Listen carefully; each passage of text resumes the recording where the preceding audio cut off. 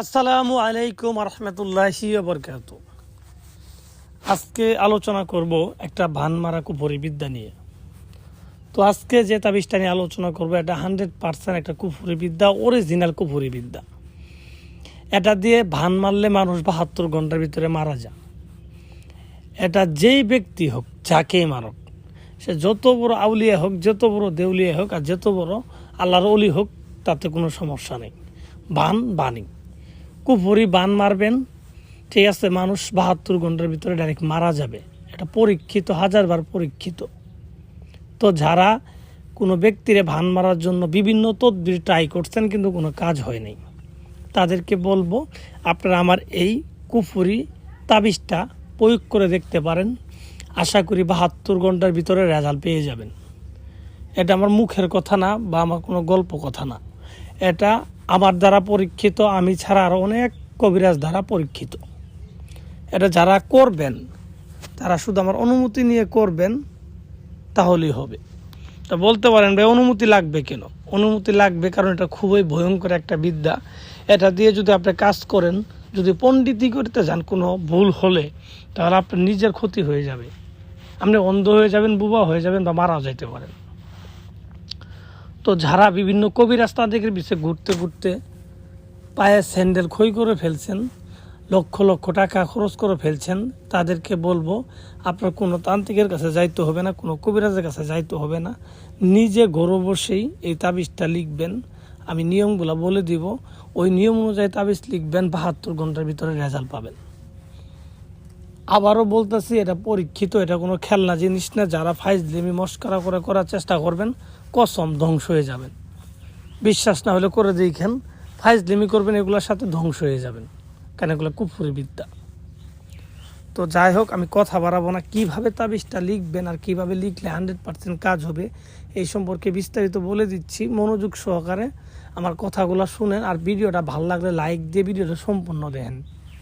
যাদের প্রয়োজন তারাই দেখেন, আর যাদের প্রয়োজনে তাদের দেখা দরকার নেই।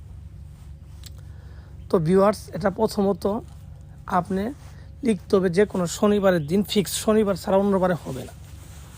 তো শনিবারের দিন আপনি এই তাবিজটা লিখবেন। কিভাবে লিখবেন? তাবিজটা লিখার পূর্বে একটা মাটি দিয়ে মূর্তি বানাবেন, যাকে মারবেন তার সুরত মনে করে। তার মতো হইতে হবে এমন কোনো কথা না, তার সুরতটা চোখের মধ্যে ভাসিয়ে ভাসিয়ে তার নিয়ত করে এই মূর্তিটা বানাবেন। বানানোর পর এই মূর্তিটাকে নিয়ে শনিবারের দিন শ্মশান ঘাটে চলে যাবেন রাত 10টার পরে। গিয়ে সখানে যেখানে চিতা পোড়াই সেইখানে গিয়ে বসবেন কালো কাপড় বিছায়া। কালো কাপড় বিছানোর পর বসবেন। বসার পরে আপনি এই তাবিজটা লিখবেন একটা সাদা কাপড়ের উপরে। সাদা কাপড়ের উপরে কী লিখবেন? আবির দিয়ে, লাল রঙের আবির, ঠিক আছে, এর ভিতরে কুমকুম আর মেশক জাফরান মিশ্রিত করে কালি বানাবেন। এই কালি দিয়ে সাদা কাপড়ের উপরে আপনি এটা লিখবেন। লিখার পরে কাপড়টা একটু বড় করে নেবেন। তাবিজটা লিখবেন ছোটো করেই, কিন্তু বড় করে কাপড়টা একটু বড় করে নেবেন, 1 হাত 2 হাত এরকম নেবেন। নেওয়ার পরে তাবিজের নিচে যাকে মারতে চান তার নাম, তার বাবার নাম, এগুলো উল্লেখ করে দিবেন। ফালান বিন ফালান, ছেলের নাম, ছেলের বাবার নাম। যদি মেয়েকে লেখেন, ঠিক আছে, তাহলে ঠিক আছে, ফালান বিনতে ফালান, মেয়ের নাম, মেয়ের মায়ের নাম, এগুলা নামগুলা সুন্দর করে লিখে দিবেন। লিখে দেওয়ার পর এই কাপড়টা দিয়ে এই মূর্তিটাকে পেঁচাবেন, সুন্দর করে পেঁচাবেন। যেইভাবে একটা মরা লাশের কাপড় পরা আপনি ওইভাবে কাপড়টা পরাবেন, ঠিক আছে। পরানোর পর আপনি এই মূর্তিটাকে নিয়ে যে জায়গায় চিতা পোড়া সেই জায়গায় 1 হাত পরিমাণ গর্ত করে পুঁতে দিবেন। তাবিজটা মানে মূর্তিটা পুঁতে দেওয়ার পরে যেখানে পুঁতে দিলেন সেই জায়গায় চন্দন কাঠ দিয়ে আগুন করে একটু আগুন করবেন 5 মিনিট 10 মিনিট, ঠিক আছে। করা শেষ, তাহলে আপনি 3টে হাত তালি দিবেন।